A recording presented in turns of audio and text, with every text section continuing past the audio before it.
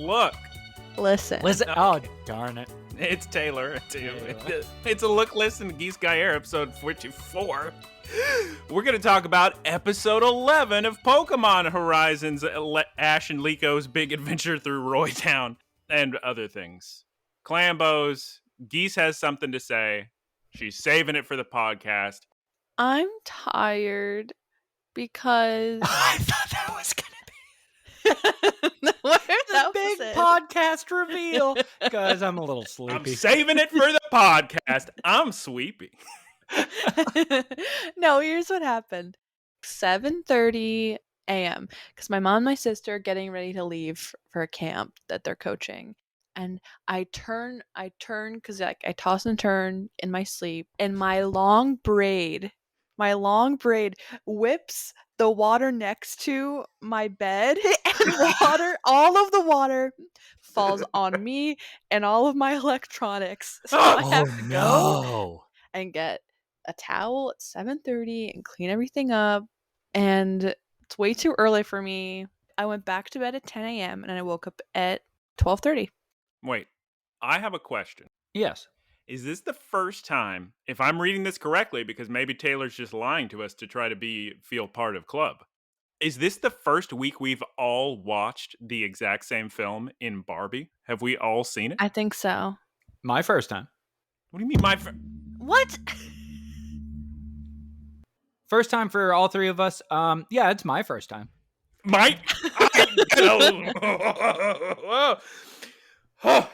So we're gonna have a big old Barbie discussion again on this day in the morning, as we should. What a movie!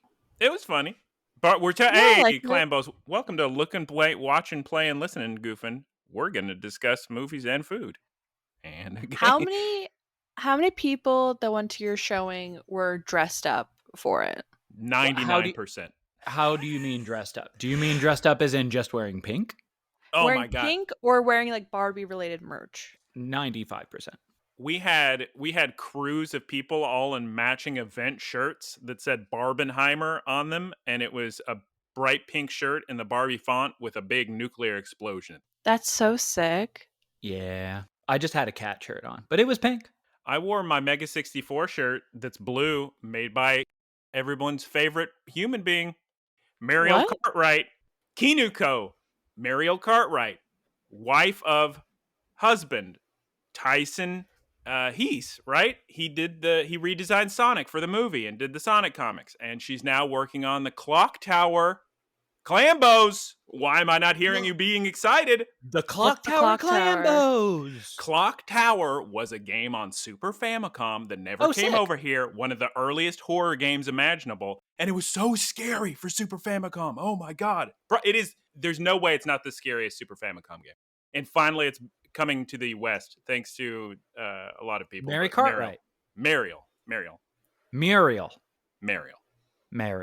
She's the daughter of a Disney animator, and she's a very good artist. That's a well-drawn family tree. First of all, this is a great Barbie segment that we've been discussing the film. All right, so Barbie. It was good. It was funny. I was laughing. Ryan Gosling's a treasure. And like I told Geese, favorite moment of the movie is when they kind of break the fourth. That movie breaks the fourth wall all the time, but just breaking the fourth wall with the narrator saying something about the casting of the film, I thought was very fun. I was a fan of there is a dance number towards the end. And that was my favorite part of the movie. Ryan Gosling was really the highlight for me. Gosling? 100%. Gosling. Shut up. It's actually really, really interesting because they do a very good job of, I guess, spoilers for like the next 30 seconds. Taylor, vague spoilers. Taylor. They do a real good job because they're really nicely conveyed messages that are very feminist and very like awareness focused, which I really liked. Because all of the women's scenes post an event in the movie are like all about problems, all about slightly more negative, more laborious. And all of the guys are just having a blast. And I was like, this is the most clever way of portraying feminism I've ever seen. Just super smooth sailing for men, super tough times for women. And you're doing it in such a way that makes sense with the plot. And then they got a little preachy and kind of dumbed it down, I thought, because I was so impressed with the movie. And then I was like, yeah. Yeah, the end, there was too many threads they were trying to do, maybe. Too many things. But I think overall, it's good to see a movie like this that I feel that people came in expecting something a lot more shallower or a lot more like just 100% fun time. It was good to see a movie that kind of like took risks and was like not super conventional type. Not what I didn't have an expectation, but it was not what I expected. I ended up being very entertained. I was thinking of Geese during the whole segment where they were talking about the new ideas for Barbies. I don't want to spoil what they were, but on the phone. Very funny. Very funny. I also really liked Michael Cera's performance in this. Good old Ryan Gosling. Best part of that movie. It's crazy to me that some people were up in arms about his casting because he was too old, but I thought he was great, and I thought he was like the perfect choice for that role. 100%. Anybody who has seen Nice Guys knows how funny Ryan Gosling can be in situations like this. Ryan Gosling? Yeah, Mr. Gosling.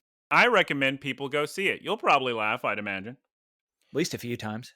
Taylor, but you saw Oppenheimer as well? I did Oppenheimer, then Barbie.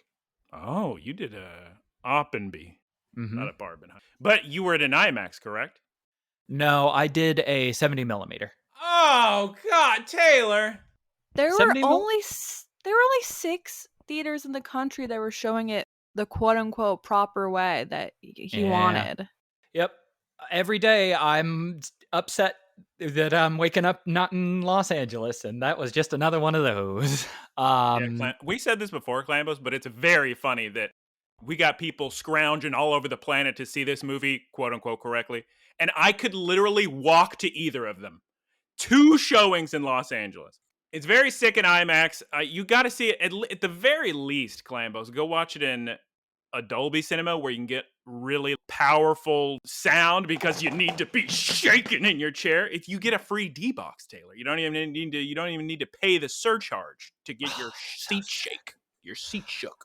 I saw Barbie in Dolby, and fun fact, I saw them both in the same theater because Barbie was in Dolby later in the evening and Oppenheimer was in 70 millimeter, and that was one of the only places that you could find 70 millimeter. So I was real excited about that. Non-IMAX 70, and I love film. The air conditioning was out in the theater all day, and that was great. Wait, in Texas? Yep. Wouldn't you die No. though? Yep. The whole reason movie theaters got popular was because of the air conditioning they provided for people. Yeah. Was it, Geese? Yeah, 100%. Oh my God. Well, yeah. Speaking of theater troubles, I sit down in Barbie. Geese already knows this. I get my Barbie ticket quite a while ago. IMAX, I'd already decided, okay, this is going to be impossible. There's going to be 1 million people near me. We've already went over this. But Barbie, when I got my ticket, I was just by myself. Second row was fine.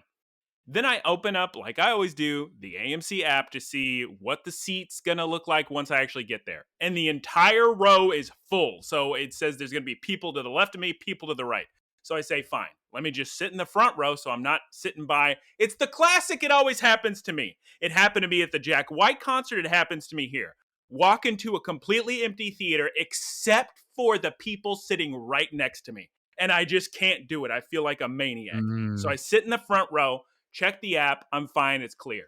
Sit there for a while. A giant family comes up to sit where I'm sitting. Open the app. Yep, they bought the tickets in the last 5 minutes where I'm sitting. So I have to move. And the baby is screaming the whole time. She gets up, she walks around, she sticks her fingers in my cup of water. It was wild. They just let their kids run around. The mom's on the phone the whole time. It was something else. Why even go to the movies if you're going to do that? Clearly, since they bought the tickets 5 seconds before it started, they're just looking for something to do. Air conditioning. The Oppenheimer audience was fine. This girl sat next to me. She had some pretty strong perfume, but it wasn't like too bad of a scent. Sort of like a cookie vanilla something. I don't know. Did you get her number? No, she was with her boyfriend. Did you get her number? No. You just got to slip it into her bag of cookies. And then finally, I watched last night because I've been waiting on this stupid movie for so long. Oh my God. There must have been something in the rights of this movie. It's called To Live and Die in L.A., 1985 from William Friedkin. That's what you're going to do. So, is that a threat? Is that a threat? Anyway, so the rights for this movie must have been goofed up because it was impossible to ever see it streaming. You couldn't buy it. You could buy a old DVD or a Japanese Blu-ray, secondhand aftermarket for hundreds of dollars, but they just released it on 4K Blu-ray, and it's a good transfer. It's the most quintessential 80s action movie, and it's weird because I'm asking myself, it's a million tropes, but I'm thinking, wait, are all the other movies just copying this movie? Or Probably. Is it doing this on purpose to be funny? Willem Dafoe's in it, very young Willem Dafoe, and he's incredible in it. So I recommend everybody watch it.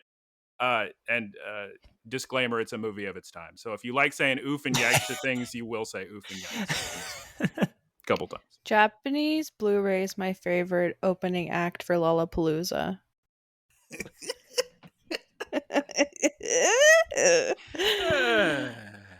Time for video games. Me and Geese have been Pokemon sleeping. Snoozing Thanks away. Thanks for that rock candy from your research today. You're welcome. No clarification necessary for me. Well, if you play Pokemon Sleep, you know what we're talking about. Clambos. Here's the problem I'm having, though. I got my Pokemon Go Plus, and I'm using that to track sleep because I got to do that so I can put the sleep data in Pokemon Go because I got to do a whole month of Pokemon Go sleep data tracking. But the problem is I can't check my audio for little toots with the sleep tracking on Pokemon Sleep, which I want to. It tracks your... It records the audio of you sleeping. So, yeah, if you do a little toot, it'll hear and it'll let you know. Do you want to do live on the air, listen to my sleep noises? Sure. So, wait, the game is called Pokemon Sleep? Yes. Yes. Works like the sleep apps that track your sleep so you get better sleep. But there's Pokemon. I'm going to download this. Hang on. You should. It's free.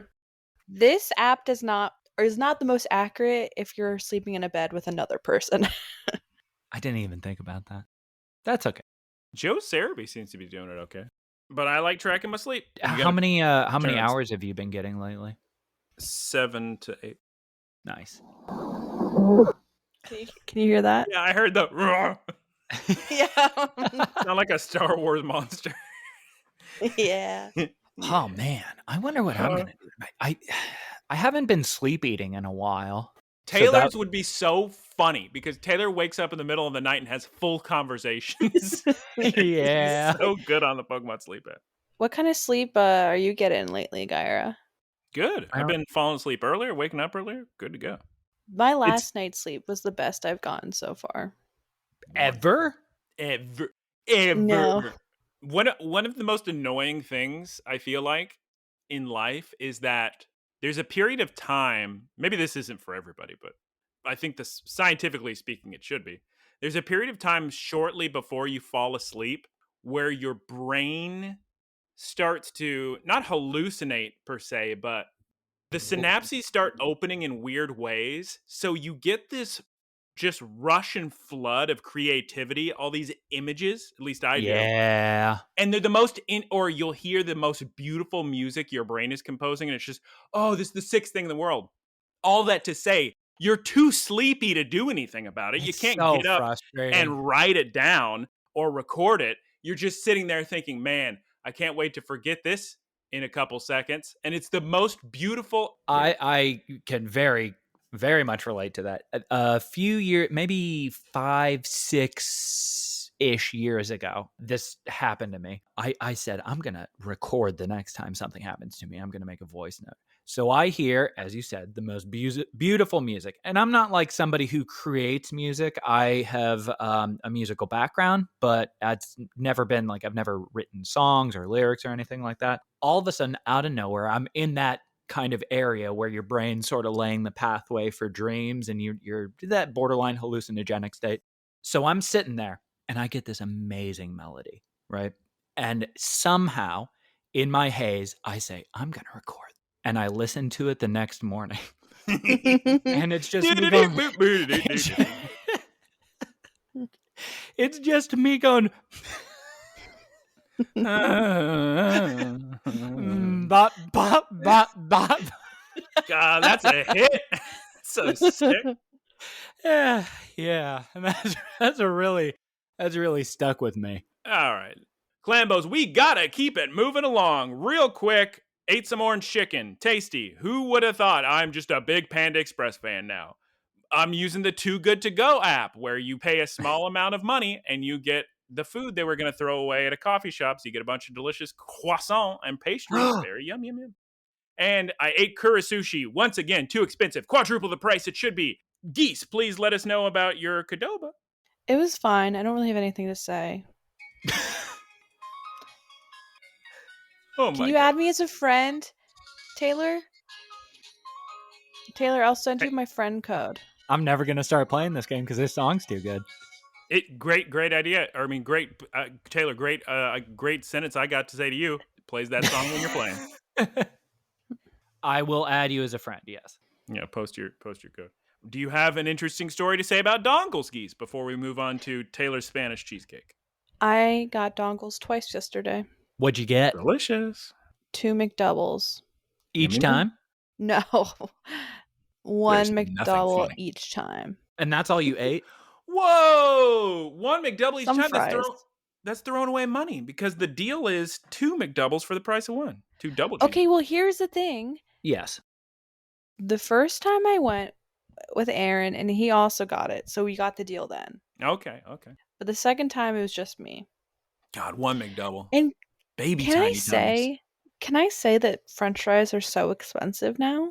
Hot take. Hey, I'm not buying them unless there's a deal, so I'm only paying $1 for a large. That's all. Yeah, I know. That's whatever the first time we used the app, but the second time we didn't use the app because it wasn't working for me. French fries are so cheap, too. I will do anything to make that app work.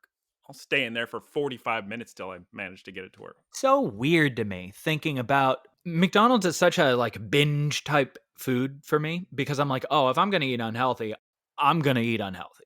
Every fast food to you is you're going bigger, you're going home, whether it be Taco Bell or Pizza Hut or what have you. So I just go so over the top that and I haven't eaten a normal meal from a fast food restaurant in probably 20 years. It's very, very strange for me to think of having time for lunch, I'll go to McDonald's. That's a weird link for my brain to form now. Hey, he's not lying. I can back anytime I've ever wanted to eat tasty fast food with Taylor, it's always got to be later in the day and it's always got to be a huge event. The earliest we ate, do you remember when I walked home with a giant crate, a big giant box full of Burger King chicken nuggets? Oh, that was so exciting. How many was that? 120? Way more than that. Clambos, at least 250. Clambos, I got so many chicken nuggets because they had a deal where the chicken nuggets were like it was like 10 nuggets for 50 cents or something. Just a goofball deal. They gave me so much sauce that at a certain point, the packets couldn't do it anymore. So they gave me their actual restaurant supply. What would you even call those? Just the big, like, I'm trying to think what the size of them would be. It was like half a liter, I would say. Like about this big of just sauce. It's a big old packet. Oh yeah, let me just talk into the audio. About this big. This big, guys. like a giant gallon Ziploc bag size? Less than a gallon. But we had multiple of them that were just plastic. So closer to like a liter or two, maybe, I guess. Oh, sick. And honestly, Burger King nugs are fantastic. I miss the ones in the 90s that were little, they kind of look like a cylinder? Yeah, it's like a cylinder, not a little nugget. A log. That's what I would call it. A chicken log. Please talk about your cheesecake, Taylor. I made Spanish burnt Basque cheesecake. Everybody should do it. It is very simple. I also made my first ever topping for a cheesecake, so it was just strawberries. Have you ever seen Have you ever seen Oh no. Geese, go ahead. Have you ever seen the Korean style of creating like fruit jam in a jar? I feel like you'd be into that because you put fruit in a jar and a bunch of sugar, Sold. and it kind of like ferments and creates like really concentrated syrup that you use for things. Oh, I actually have seen a couple videos on that. The ones that I like that are Korean food videos are either obviously egg sandwiches, but two, and this is the bigger one, there's a channel out there that just makes flavored milk. And they do this basically by adding like fruit or some ingredient to milk and mixing it together. They make these adorable labels, and the way they put the label on the glass is so satisfying. And they put the little lid on it, and they shrink wrap the lid. Oh. Now it's time for Poké News of the Week. Poké News of the Week. Nice job, Geese. Sarah B reports that the Pokemon Go Glittering Garden event has been announced. Get a shiny Petalil. I never got to talk about Final Fantasy 16. What do you want to say about Final Fantasy 16, Taylor? Go ahead. I love the game. I don't understand why people aren't calling it an RPG.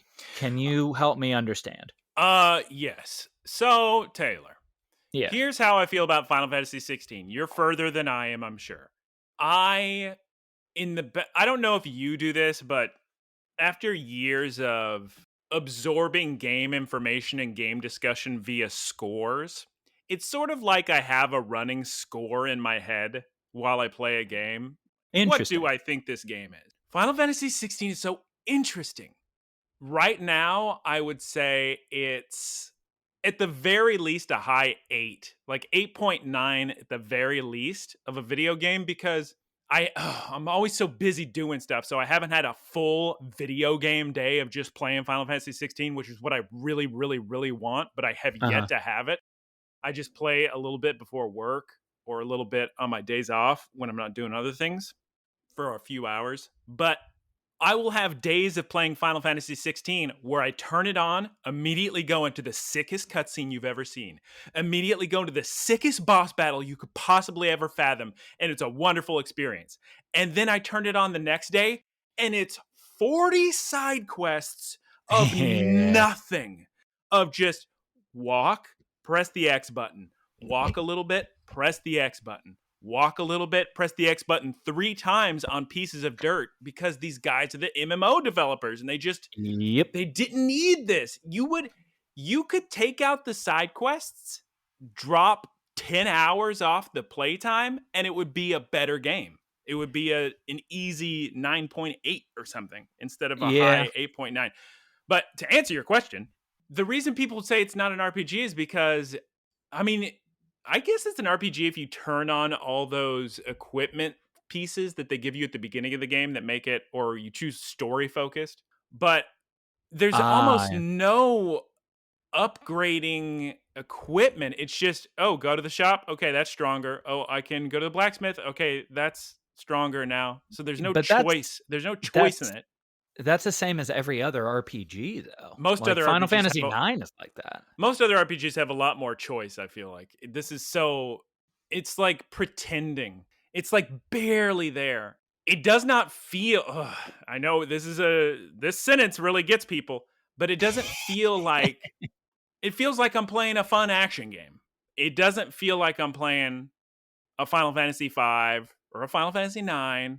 If I lose in a battle, it's because I didn't press the evade button. It's not because I'm under-leveled and I chose the wrong equipment and I made the wrong decisions with what attacks to use. Every single battle is just spam my 8 special attacks, turn on limit break, dodge a lot, rinse and repeat. That's every single battle.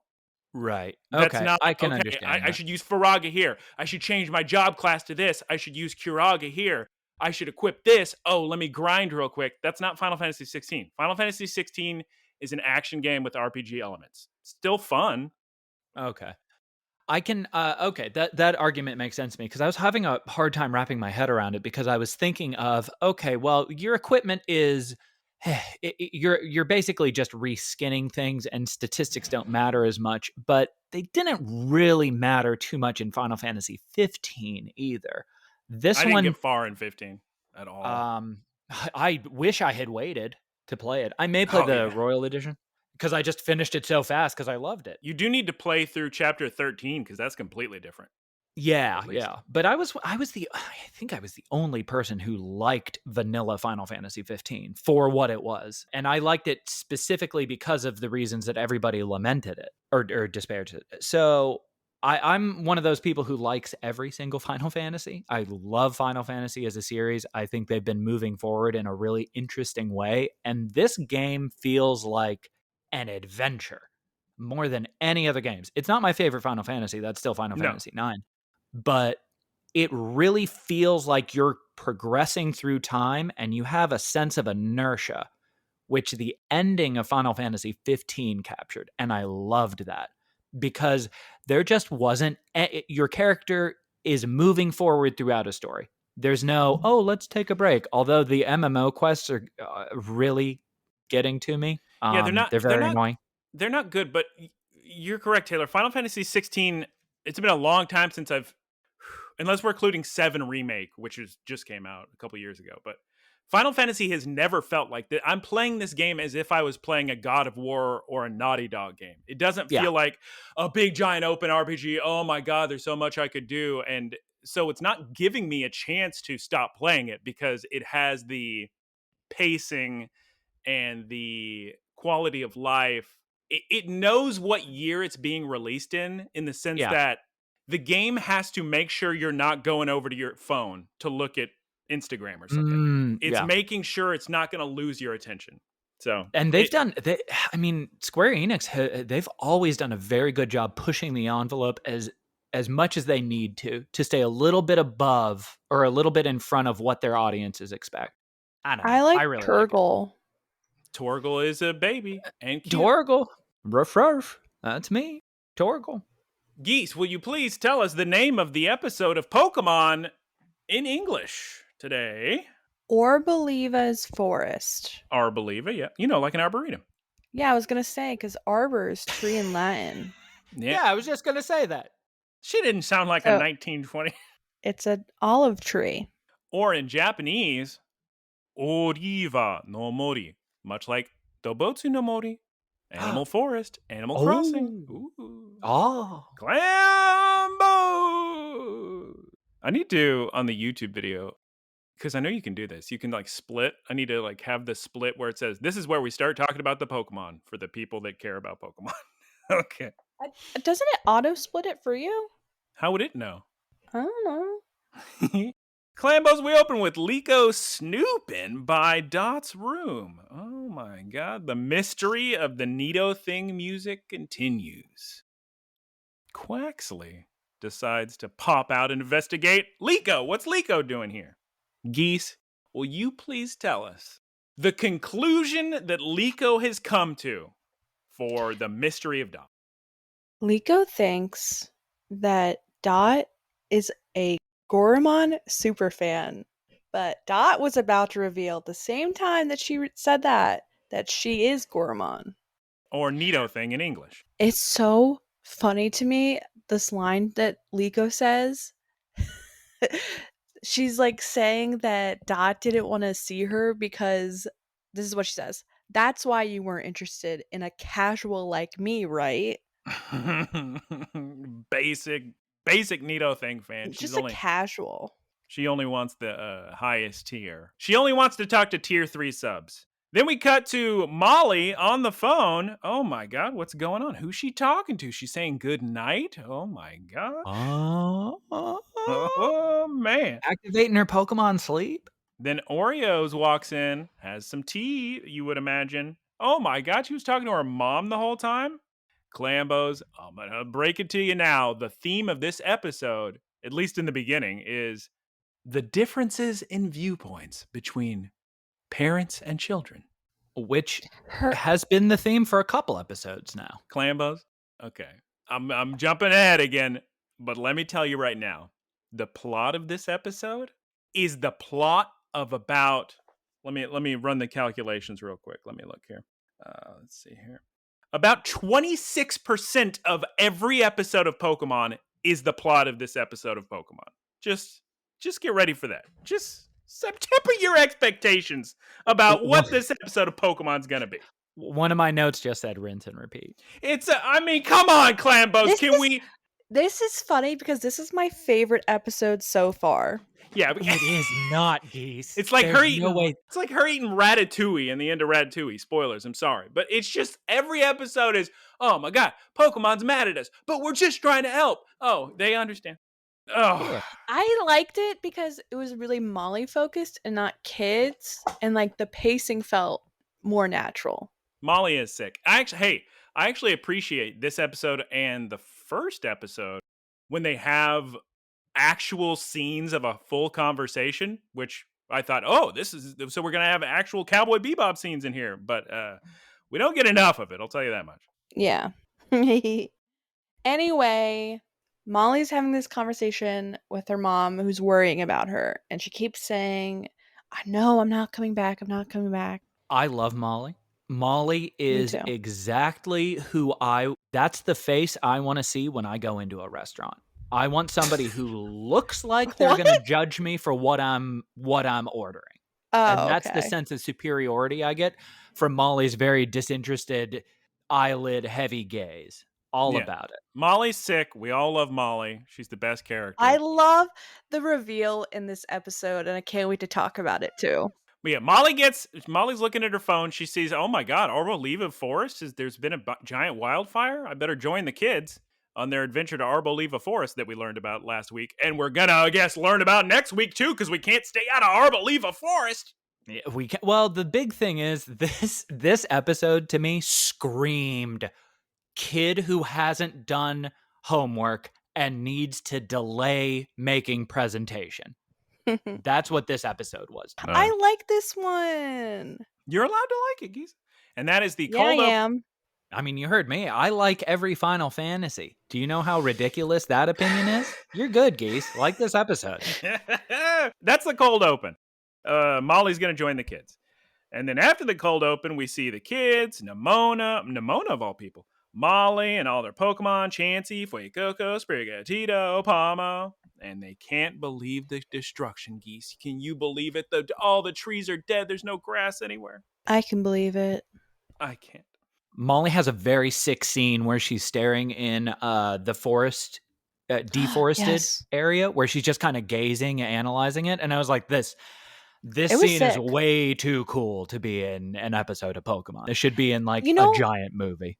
You know what else? They had a lot of scenes like that, and there was no music, and I feel like that really elevated the episode for me as well. Yes. Not to poop on the dub of Pokemon Horizons, but when they play this scene, they're going to have music.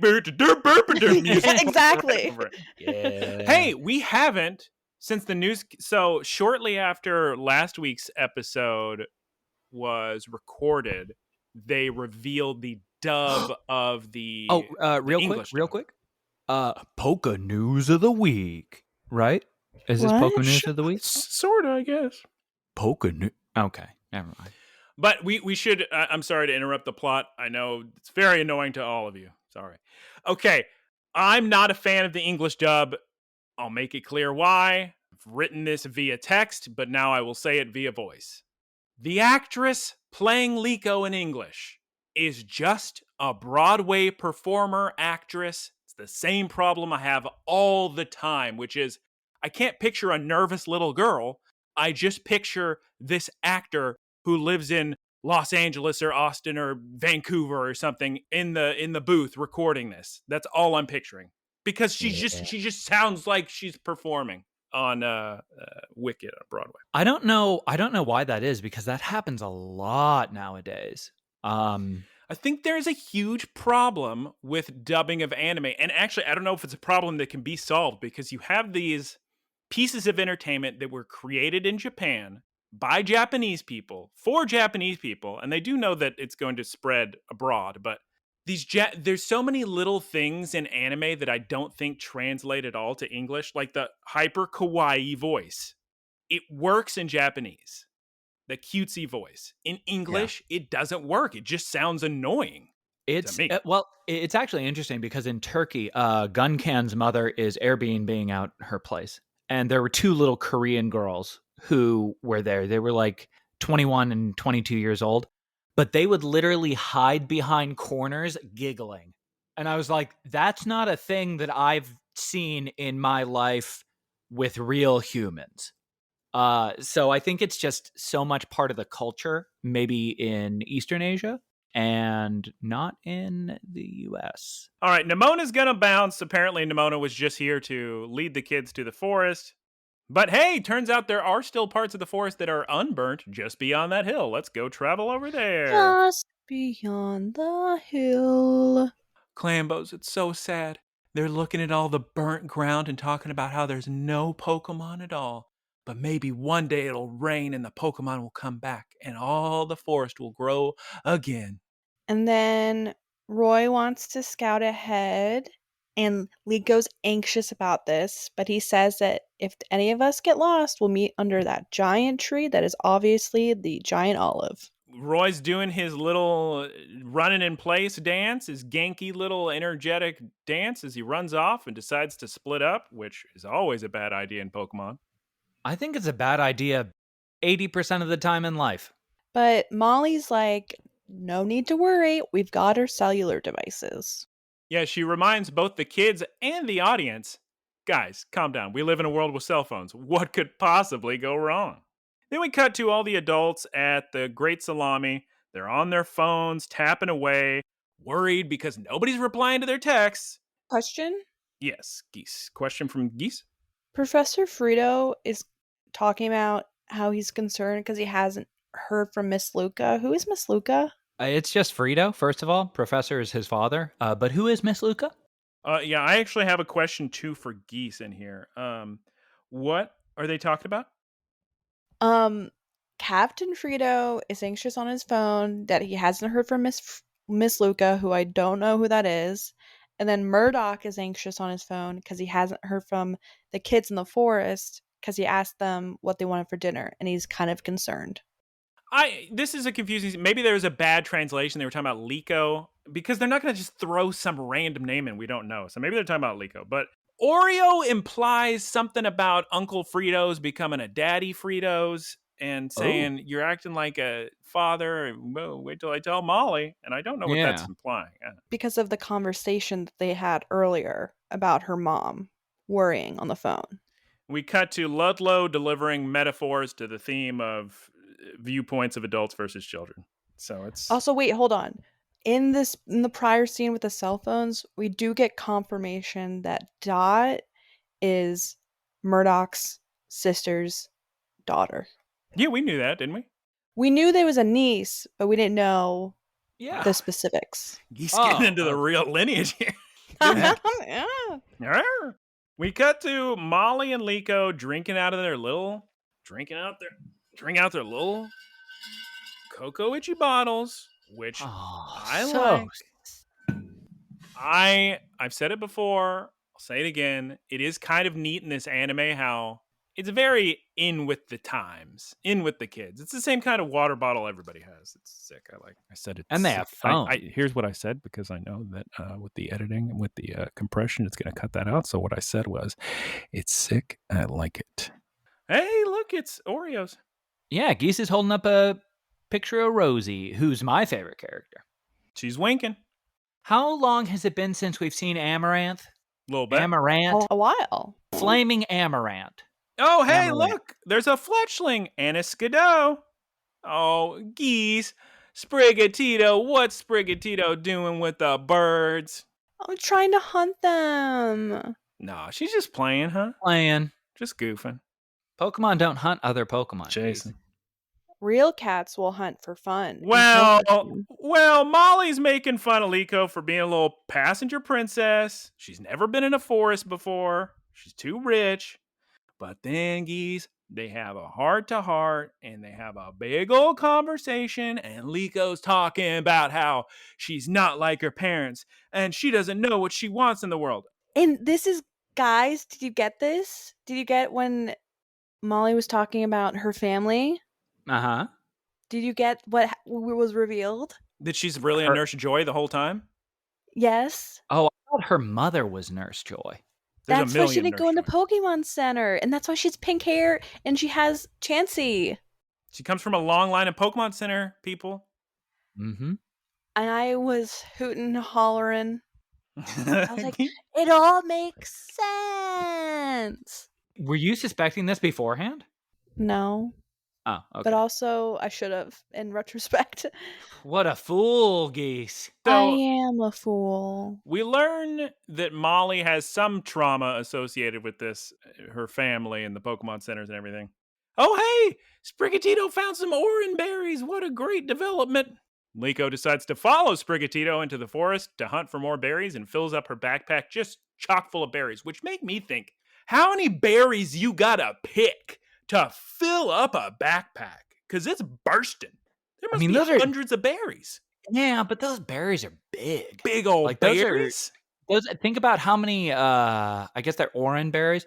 How many tennis balls could fit in a backpack? Geese, how many 50. Tennis balls can you fit in a backpack?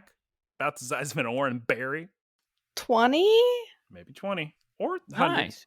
And then, Geese, what happens, like we all predicted? She gets lost.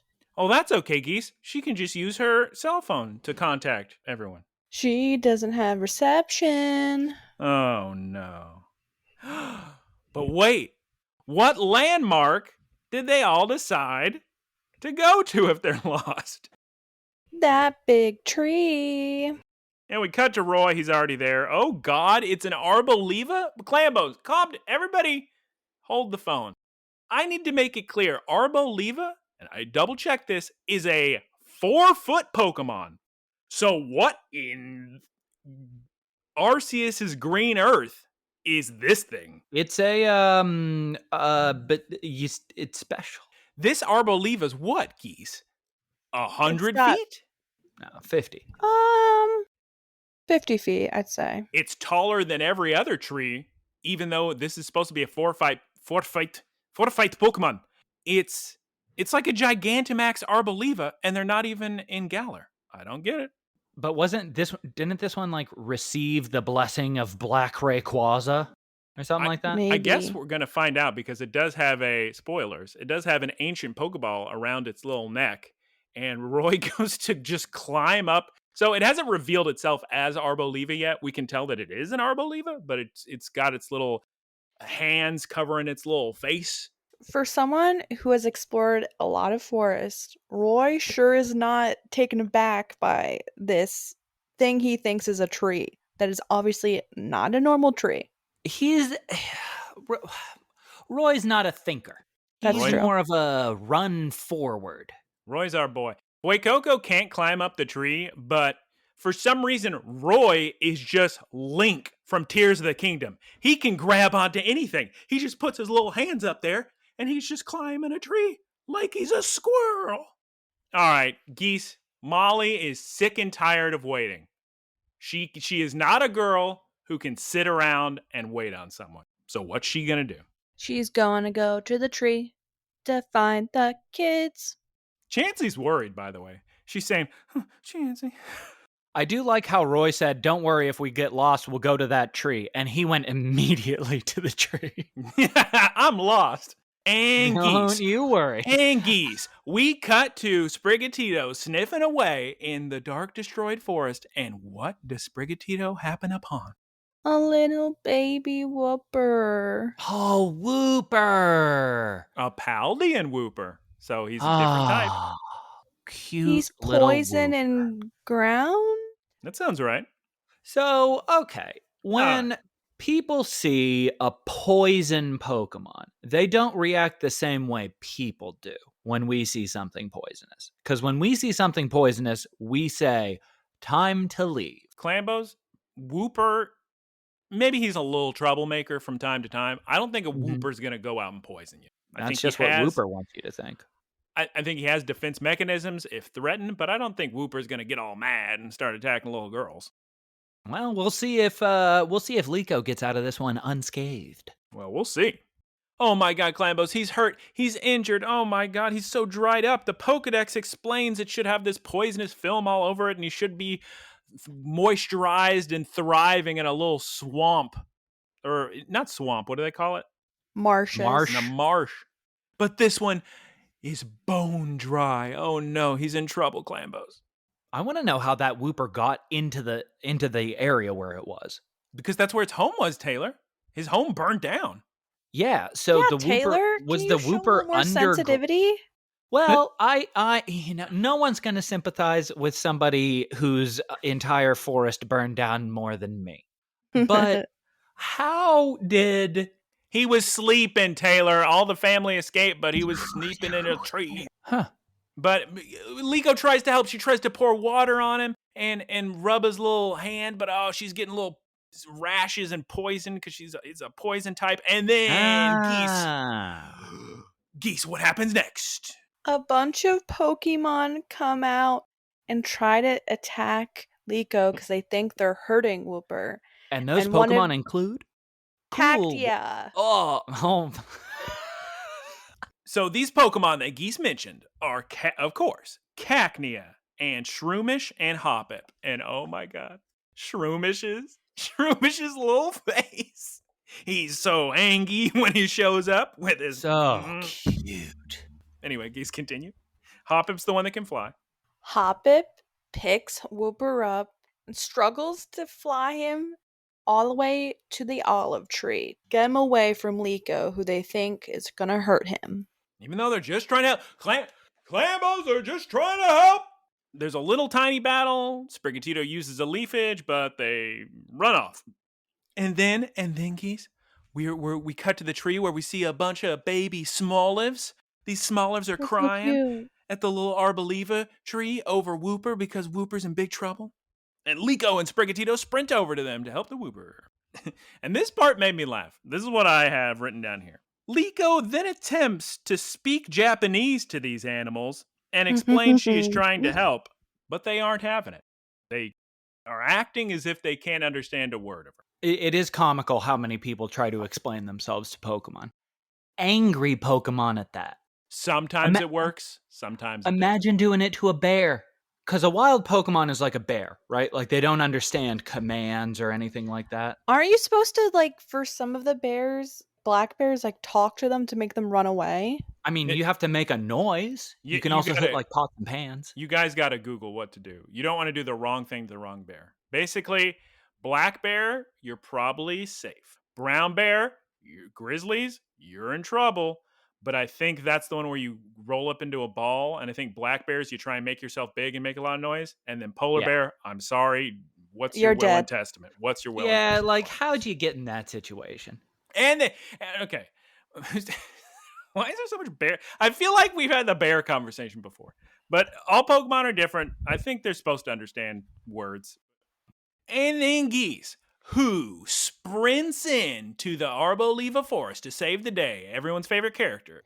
Molly, and she does a sick jump and lands in a cool action pose. Oh my God, Clambo. I screenshot this so fast. She does this sick ninja leg.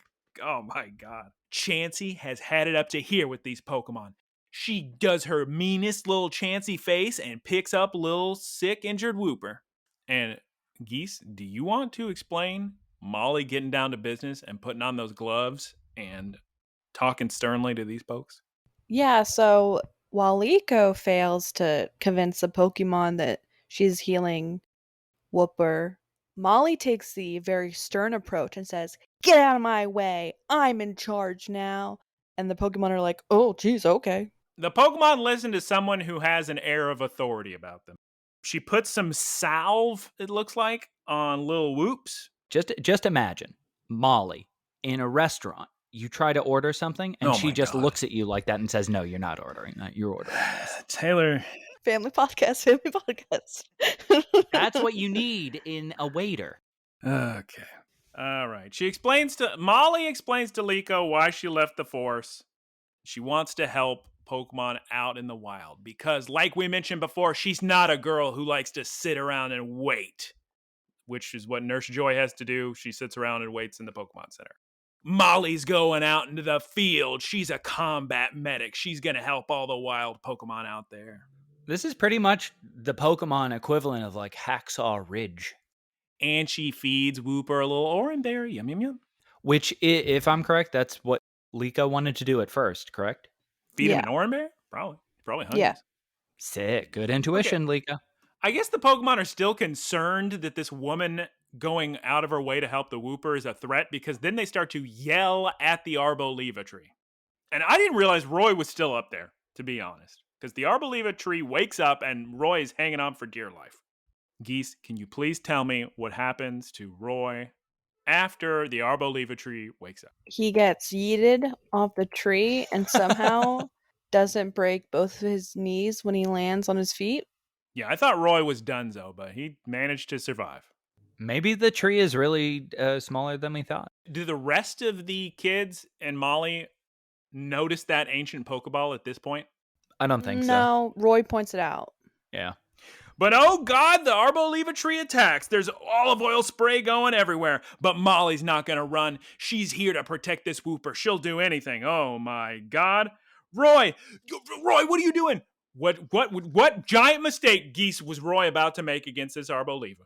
He was going to make Fuecoco use Ember, but Liko very cleverly is like, no, you dum-dum. You don't want to cause another forest fire. So Sprigatito, use Quick Attack. Distract the giant kaiju. We gotta buy Molly some time. We may not be able to defeat this monster, but we can make sure that Molly can help the Wooper.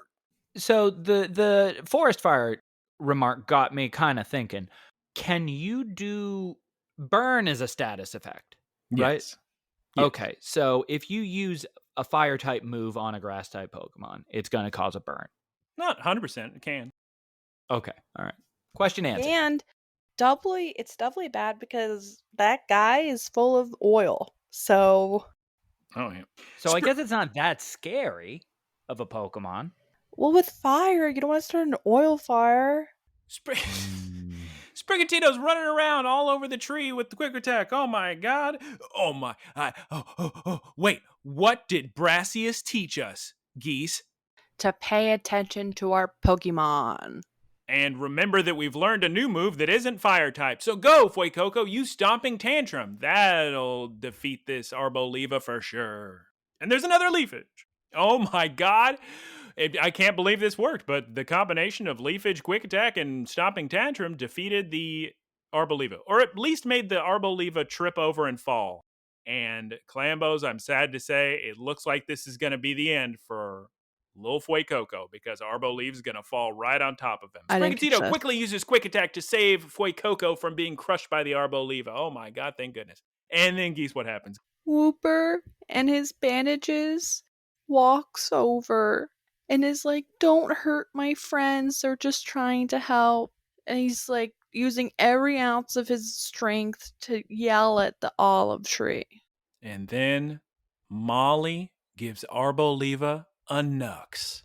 Grab their little fists and they do a little fist bump and everything is all fine. Just like every episode of Pokemon we have ever seen. Glambo. Did we already get past the point in the episode where the Arboliva like falls on the ground and is on its arms and it looks incredibly sick? Yes. Oh, that was sick.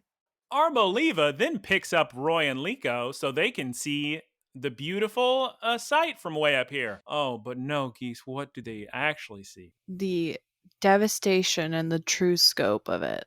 Wow. And then, where normally you would think there'd be an ending to the episode, there's not. Just an arbitrary. It just says to be continued. Did I know this was a two-parter? No. Does this storyline seems like it deserves a two-parter? No. I was so surprised when I saw that. I just kept thinking, oh, that's got to be a joke, right? This is Clambos. This is such a weird cut. I don't understand. Whatever. This was my favorite episode so far. Geese has exquisite tastes. Is that the right adjective? Refined. Taste. Interesting taste. All right, Geese, episode's over. You better tell us what's in Uncle Frito's seminar this week. Boop, boop, boop, boop. Today's Pokemon is Smoliv. Thank you.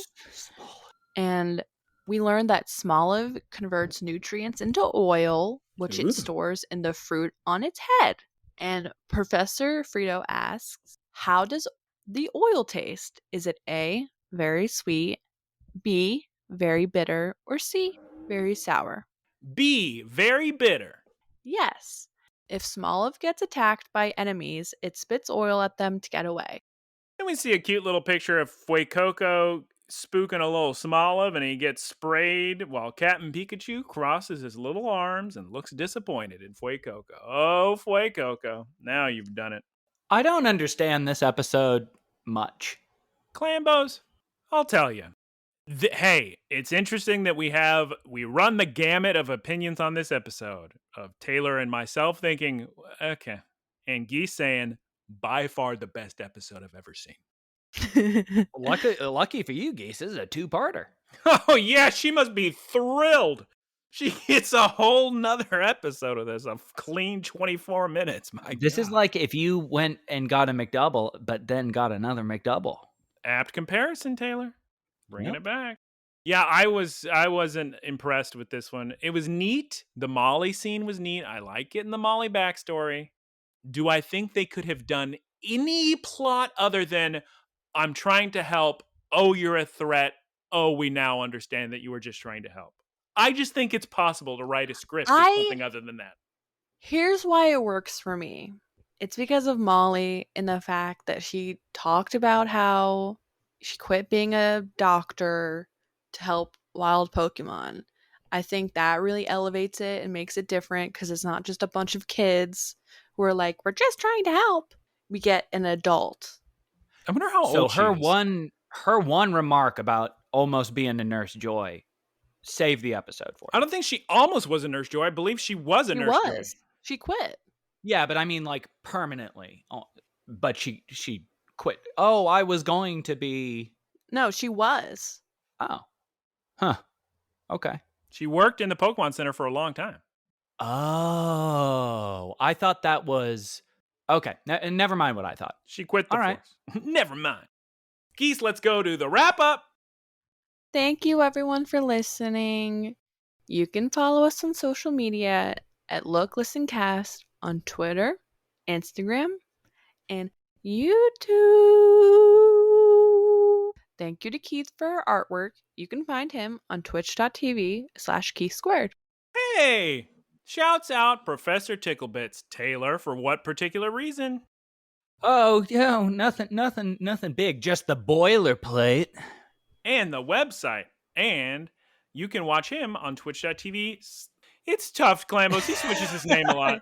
But it's like /prof_Ticklebits. You probably watch something fun on there, like Geese going, Erin. I've got that sound bite in my head. I hear it in my head. Erin. I've been decorating Barbie and Gollum's apartment in The Sims 4 lately on his channel. So if you want to see me having a breakdown while trying to decorate Barbie's bedroom, then go check him out. Have at it. Or how long have they been living together? For a while. Barbie thought he was a hairless cat. Here as well.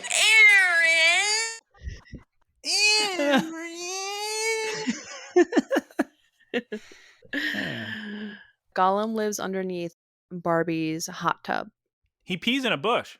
Thank you to all our supporters. You can support us by going to looklistencast.com and clicking on the link that either says Spotify for podcasters or anchor.fm. Thank you so much. Clambos, please recommend this podcast to your friends and family and uncles and nephews and nieces and grandmothers. Shout Yeah. out to Grandmothers being grandmas. big demographic. Everybody say it at the same time. All right, I ready, said it Geese? first. Grandmothers. Grandmothers. And most importantly, please send your questions to looklistencast@gmail.com because every week we answer one question and one question only. But this week it's 2 questions because of Aaron. And posterity. Okay, answer Aaron's question, Geese. The question from Aaron is, question for the pod.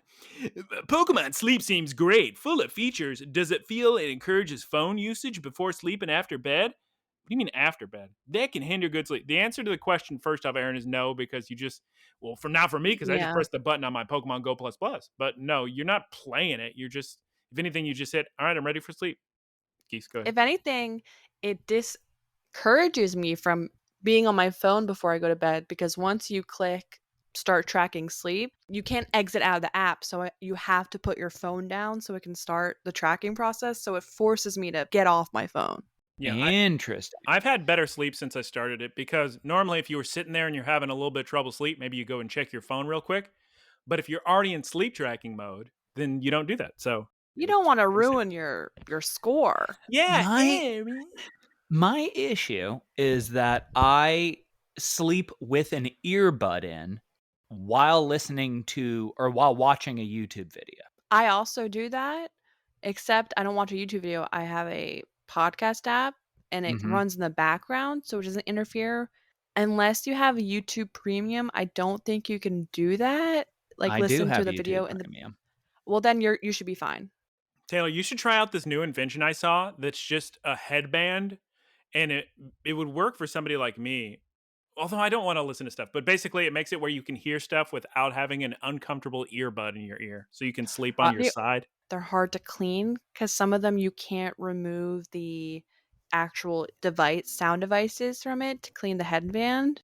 I wanted to get the Cocoon earbuds, but I had a very bad experience with them. I was a Kickstarter supporter of that, and it came to the house. I wore it for a bit. Everybody was like, oh, you can wear this even as a side sleeper, even if it's a headphone. And they broke, and they gave me a giant cut in the side of my head. And this was right when the pandemic started. Nice. I was able to get in contact with the guy who made Cocoon.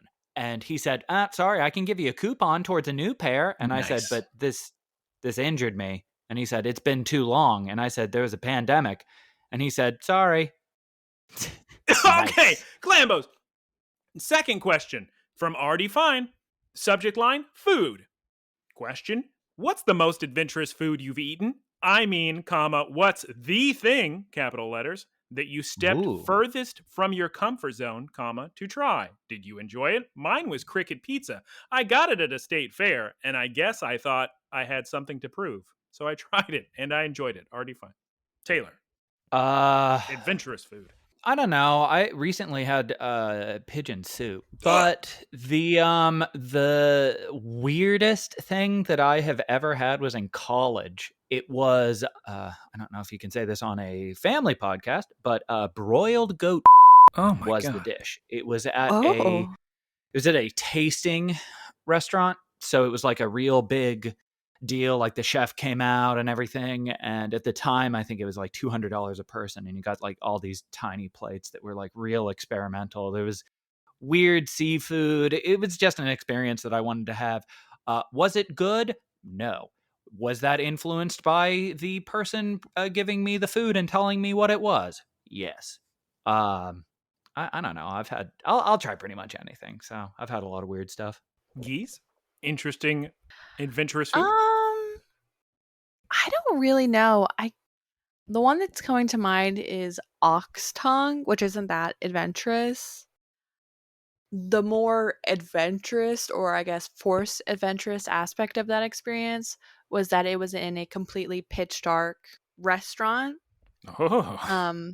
What? So when this is when I studied abroad in London. And the professors that were running the program thought it was a great idea for the orientation dinner to surprise us We didn't know what we were getting into. Surprise us by taking us to this disorientation dinner where we ate food in the dark, like in the complete pitch dark. We didn't know each other. We couldn't see each other, so we didn't know who we were talking to. So we couldn't get to know each other at all.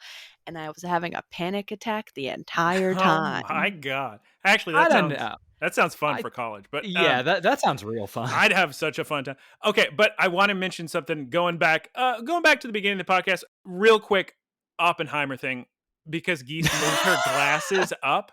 It made me, I don't know if anybody else noticed this, but there's a series of scenes where different characters keep putting on their glasses and taking off their glasses. And I was just laughing in the theater, just doing the glasses motion. And I got a huge kick out of it. The editing, they didn't need to put that many glasses back and forth of people taking them off and putting them on. It just got comical. One of the criticisms I've heard of the movie was that the soundtrack was too overbearing and present during it. Do you guys find that true? Clearly, whoever said that has never heard the words of Christopher Nolan. Christopher Nolan doesn't give two minute poops about what other people think about sound mixing. Christopher Nolan has said on the record before, I don't care if sometimes you don't catch my dialogue. I have a sound mix and I like it. And that's what you're going to get. And I respect him so much for that. It's very good standard. That can be true, but people can also not like it. Yeah, but they still... I'm sorry, Geese. They can't not like it. Well, no, they can dislike it, but what they can't do is say they are the arbiter for what sound mixing is. Because his sound mixing is unique, people treat it like it is incorrect. Yeah. And it's not incorrect. It's just what Christopher Nolan wants to do. And yes, there were moments in the movie I was like, I didn't catch what they said. And I went, you know what? It's fine. I got the gist, and it sounds so sick. It's like when people say George Lucas ruined Star Wars and things like that. And I think he made it. You may not like it. He may have ruined it for you, but... A lot of people these days are saying the reason Star Wars was so beloved was because of the editing that was it his wife at the time did? Yes. And then the directors of the later films. That's what made the film so beloved. It wasn't, I mean, George Lucas is certainly important coming up with story and characters, but that's beside the point. What was I going to say about something? Oppenheimer or adventurous food? No, it was Oppenheimer. Thank you, Artie Fine, for your question about Oppenheimer audio levels. Oh, it actually wasn't about audio levels. There's so many scenes in Oppenheimer where you just see this gorgeous, beautiful landscape of this ranch. And in IMAX, I just sit there and go, oh, I wish I was there. And you see like the lightning and this beautiful scenery. Oh my God. That's what I was talking about after the movie, because 70 millimeter has film has a very nice quality where it makes, in my opinion, things a little bit darker. Oh boy, a lot of those shots were really good. Also, one of the most unique establishing shots I've ever seen was towards the beginning of the movie, where normally you would just have either a static image or a slightly moving image. And they had this fast shot going into this building before a lecture. It's real sick. Yeah. You got to get the kids excited. Yeah. Oh, I realize I haven't answered Artie Fine. Artie Fine, I actually don't have a great answer for you because I'm not that adventurous of an eater. I know some people aren't into natto in Japan, the fermented soybeans, and I think they taste okay. So I guess that's got to be my boring answer. Sorry. I don't like natto. I don't either. I mean, I don't know if I've had a real plate of super authentic natto, but if you just go into the Konbini and buy a little sushi roll with some natto in it, I think that tastes fine. All right. I think I just had a spoonful of it, and it's not my favorite. Yeah, a lot of people hate it. All right, Clambos, thank you so much for listening. It's time to go. Hope you enjoyed this episode of episode 54 of Look, Listen, Cast with Geese and Guyera and Taylor as well. He's here. Hello, Taylor. It's true. Hello.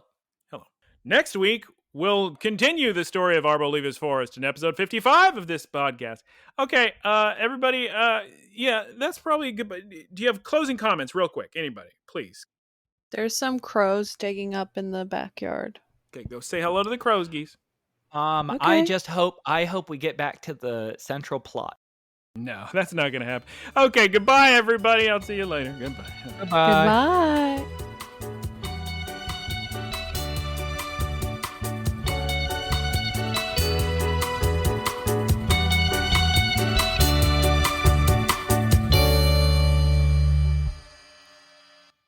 Howdy, y'all. It's me, Geese Peep. Thank you for listening to the Geese Peep Productions podcast. Geese Peep Enterprises, doing business as Peep Industries, together with its subsidiaries, is a diversified worldwide entertainment company with operations in media networks, talent management, parks and resorts, multimedia entertainment, and consumer products and interactive media. Geese Peep Enterprises is a Dow 30 company.